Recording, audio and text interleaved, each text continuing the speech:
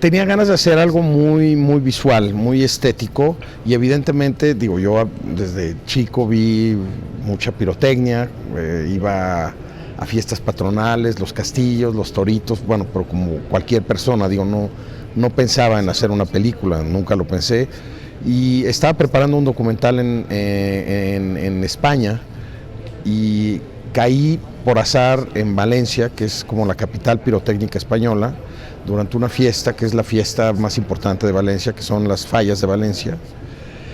Y ahí hay es un evento pirotécnico muy particular, que mucha gente no le gusta porque es puro sonido, y son sonidos muy, muy fuertes.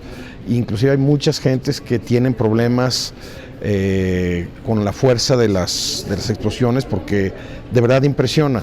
Eso a mí me enloqueció cuando lo vi, y me eché varios. Entonces eso sea a las 2 de la tarde en una plaza muy grande, que es la plaza del ayuntamiento. La gente llega 2 horas antes, porque si no se colapsa todo y ya no puedes entrar, y recibes de una manera menos poderosa, digamos, no solo los estallidos, sino las ondas, digamos, ¿no? Que es parte del chiste. O sea, es una cosa enferma pero fantástica, ¿no? Muy anclada y muy profunda en la vida de los valencianos, ¿no? Y me encantó eso, y dije que sería muy bonito hacer un proyecto sobre la gente que hace pirotecnia, pero digamos que mi punto de vista era como muy estético. Yo quería hacer algo muy poderosamente estético y que la película fuera un viaje visual. No hay mejor lugar para ver pirotecnia que en vivo, rodeado de gente y levantando la mirada al cielo, punto.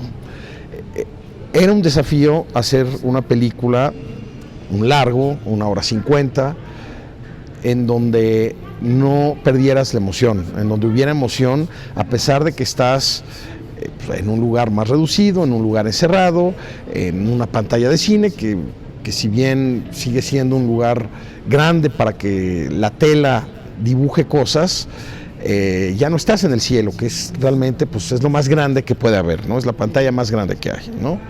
Entonces ese era un desafío muy, muy importante.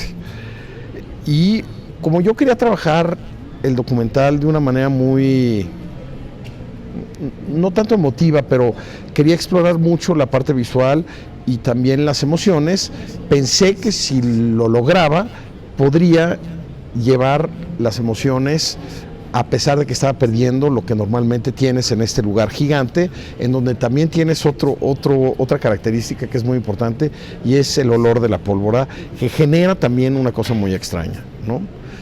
Entonces, bueno, ahí surgió, digamos, esa idea de hacer eso, y luego pasó mucho tiempo, pasaron casi 20 años, lo iba a hacer, no lo iba a hacer, lo iba a hacer, no lo iba a hacer, hasta que finalmente se hizo, y ya, bueno, arrancó el proceso ya de producción, y sí, digo, fue un proyecto muy, muy largo, porque hubo muchos viajes, fue 1 año de rodaje, ¿no? Pero fue un proceso largo.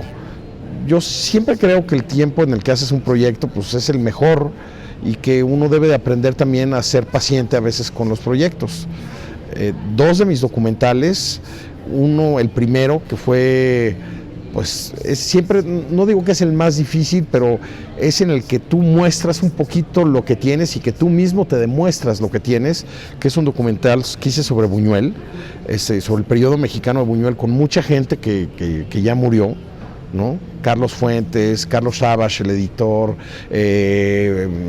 Roberto Cobo, el Jaibo, Katy Jurado, bueno, se me olvidan muchos, pero fue un proyecto que me llevó mucho tiempo. Yo me desesperaba, de pronto decía, el proyecto no está saliendo cuando tiene que salir, y yo creo que el proyecto sale cuando tiene que salir. Parte del oficio, el aguante que debes de tener como cineasta es también saber aguantar esa cosa del tiempo, porque a veces los proyectos se tardan más de lo que tú piensas, a veces otros van más rápido, a veces coinciden muchas cosas, pero ese factor tiempo es como una cosa muy, muy importante que uno debe de manejar muy bien. Y yo definitivamente creo que por un lado técnico, este proyecto, si lo hubiera hecho hace 15 años, no hubiera sido de tanta calidad y hubiera tenido mucho menos tiempo, evidentemente, para trabajar. Aquí no sucedió eso, ¿no? Entonces, se hizo cuando se tenía que hacer. Es que hay muchas maneras de hacer documentales. Y de hecho, mi manera de hacer documentales no siempre ha llevado el entusiasmo de otras personas que hacen documentales. Porque en principio también el hacer documentales es trabajar con la realidad y mantenerte en la realidad y hablar de la realidad. Y es no manipular las cosas. Es decir, no llevarte la realidad al terreno del imaginario, al terreno poético. Entonces, a mí desde que empecé a hacer documentales, empecé a usar mucho las imágenes de archivo y les empecé a quitar esa razón para la cual estuvieron hechas y las llevé a otra narrativa, una narrativa más de la emoción. Digamos que a mí siempre en el documental me ha interesado más la información, más la emoción que la información. Y la historia, pues no, aquí evidentemente no hay ninguna historia. O sea, tal vez si hubiese una historia, es mi historia haciendo la película, simplemente yo no quería salir. Y justamente otra cosa que quería evitar, que de pronto sucede mucho en los documentales donde viajas mucho, es esta cosa de la carretera y estás viajando, donde tú como personaje de cierta manera imprimes imágenes subjetivas de lo que estás viviendo en todos estos desplazamientos. Y aquí es algo que no me interesaba para nada, porque creía que las conexiones entre los pirotécnicos de diferentes países eran tan evidentes, porque finalmente los une la misma pasión. Entonces no brincas de un país al otro, hay una música evidentemente universal, digo que no es local en ningún momento, entonces que te permite estar yendo, y eso es lo que yo quería. O sea, yo quería que el documental se viera como una experiencia pirotécnica, pero en una sala de cine. Siempre es totalmente subjetivo y siempre podrá haber 1000 pirotécnicos más interesantes, más carismáticos, y podrá haber muchos lugares mucho más interesantes en calendario, en lo estético, pero uno toma sus decisiones de una manera muy intuitiva. O sea, nunca era porque fuera una persona más interesante que otra, sino que es una intuición simplemente en el calendario de la pirotecnia. Digo, sabía que quería trabajar en México, por ejemplo, sabía que quería trabajar en Francia, sabía que quería trabajar en Japón y en España. Esos fueron los 4 países que tenía muy claros. Tenía otros países en donde quería trabajar que deseché, porque eso hubiera implicado que el peso de los personajes de estos países ya citados, más otros 2, y los lugares de esos países hubieran sido menos trabajados, digamos. La presencia de estos personajes y de estos lugares hubiera sido menos importante. Entonces dije, ni modo, yo me moría por ir a Italia, porque los italianos siempre son personajes fantásticos, son grandes personajes. Es gente que frente a una cámara en general frente a una cámara y frente a la vida, o sea, tienen una manera muy abierta y son grandes personajes, y yo siempre veo a los personajes de mi documental igual que a los actores de una ficción que escojo también. O sea, son también elecciones muy muy importantes, hay que contrastarlos y ellos van a ser los que te van a ir llevando, ¿no? Entonces, pues vi a muchos pirotécnicos. En Japón entrevisté a varios, se quedaron mucho menos, ahí era más complicado escoger, entonces ahí sí, en el proceso, pues tuve a varios y quité a varios. En México vi a muchos, pero ahí sí me quedé con uno, que es Agustín Olivares, un tipazo de Tultepec, que llegué a él por varias circunstancias, vi como a 8, y con él fue con el que sentí, era muy silencioso, y eso es algo que me gustaba también. O sea, no era un parlanchín, digamos, no quería un personaje demasiado, ya había parlanchines en otros personajes, entonces quería como tener personajes diferentes, ¿no? Ese calendario sí fue un poquito complicado, ya una vez que se estaban cuadrando todas las cosas, pues fue un poquito complicado armarlo y convencer a todas las personas implicadas de que éramos personas responsables, que no íbamos a armar desórdenes y que no íbamos a exponer ni a ellos ni a nadie de nuestro equipo, y mucho menos a unos terceros, porque está el factor de la seguridad, que es una cosa también como muy clara. Es es un estigma también que persigue un poco a la pirotecnia, sobre todo en México. Justo acabo de leer hoy en la mañana de un accidente que hubo en España en un concierto donde tenían pirotecnia y a una de las cantantes le explotó lo que había ahí y se murió. En el documental también hay una pirotécnica que habla de la muerte de su hermano. O sea, no es México nada más, o sea, en todas partes se trabaja con materiales muy, muy peligrosos. Ellos son muy conscientes de eso y el accidente pues es más probable que suceda ahí que si estás trabajando con estambre, ¿no?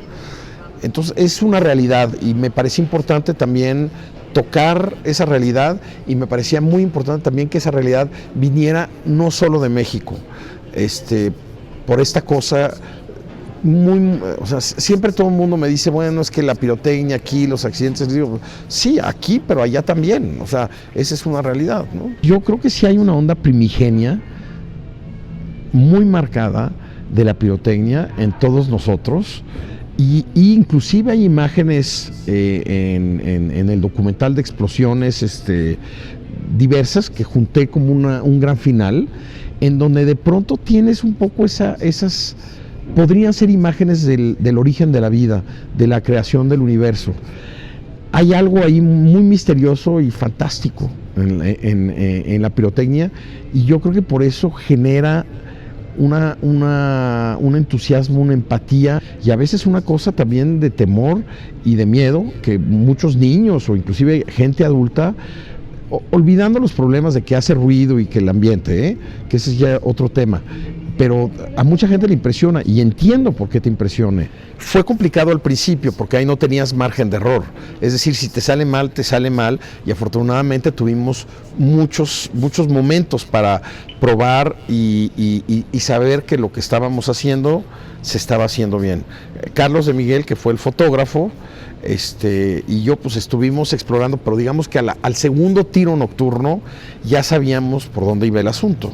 Entonces después era simplemente, digo, tampoco nunca sabes bien dónde va a hacer el estallido y una de las reglas que dijimos es de que no iba a haber paneos, o sea, las imágenes iban a ser fijas y donde hubiera esa explosión, así se quedaba el cuadro.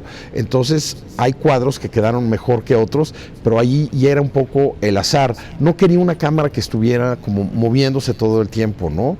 Entonces no hay movimientos nunca de cámara. Los planos en la pirotecnia, después hay mucha cámara en mano siguiendo a los pirotécnicos, ¿no? Pero cuando hacíamos pirotecnia siempre las imágenes eran totalmente fijas y yo creo que para mí esa era una cosa muy importante para poder armar esta propuesta estética, hipnótica, ¿no? Que pueden tener ciertos momentos en donde yo mismo le iba agregando en edición hasta que dije, ya, no nos pasemos, porque si no hubiera sido demasiado.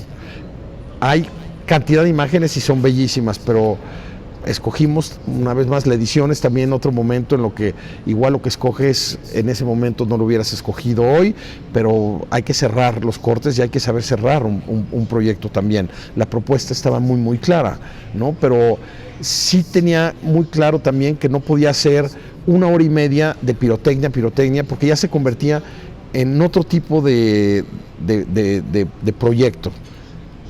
Sí quiero seguir explorando ya eso de una manera mucho más experimental, con todas las imágenes que no se han usado y hacer una propuesta totalmente experimental ligada a la pirotecnia. Pero bueno, eso ya será parte de otro proyecto y a ver cuándo hay tiempo para hacerlo.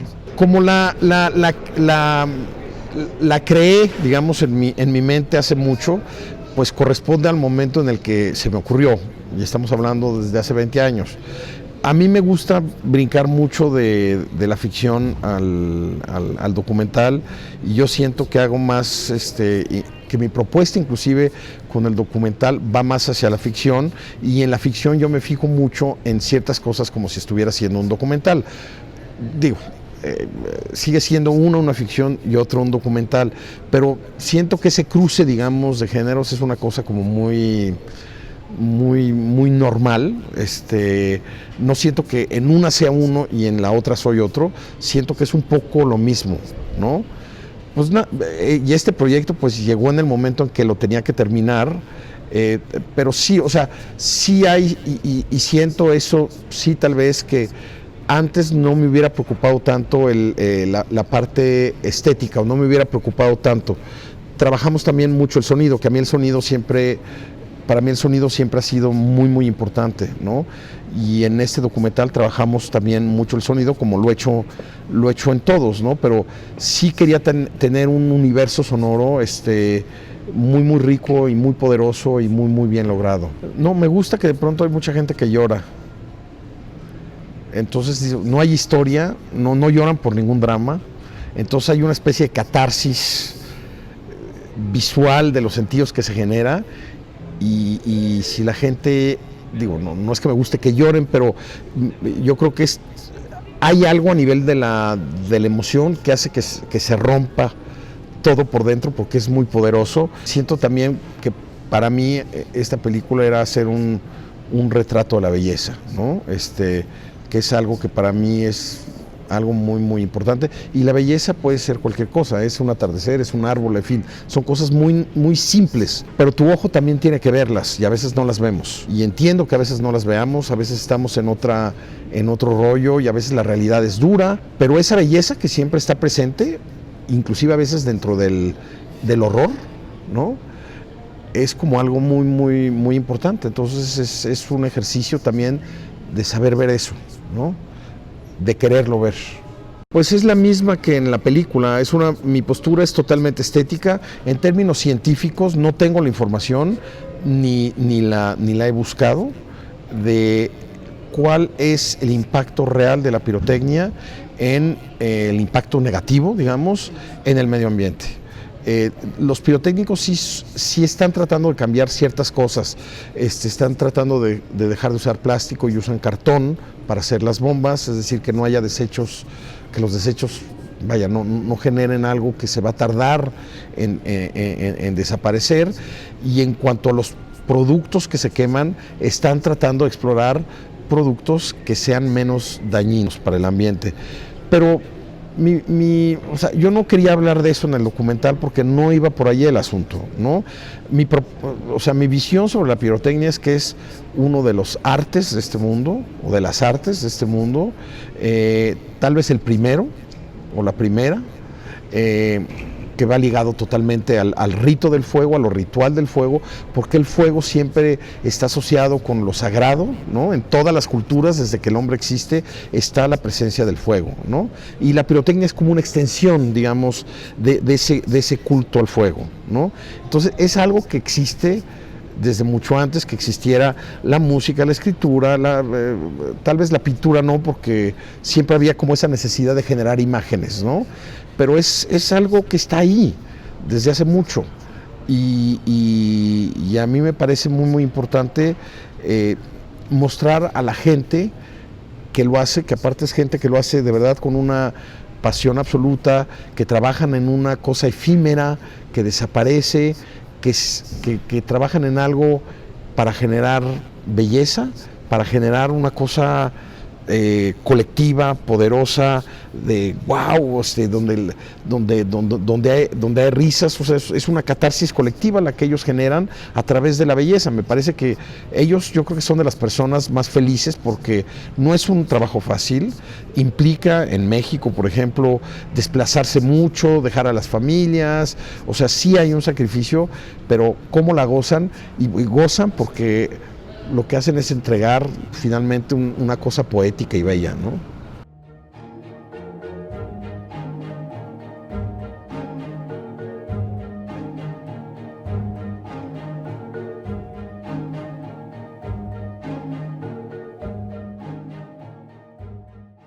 Hola, ¿qué tal? Soy Emilio Mayé, director de la película Poetas del Cielo, que es un viaje así en el mundo de la pirotecnia, muy poderoso, muy plástico, muy emotivo, con unos momentos estéticos muy poderosos, y los invito a que vengan a ver esta película aquí en Cineteca.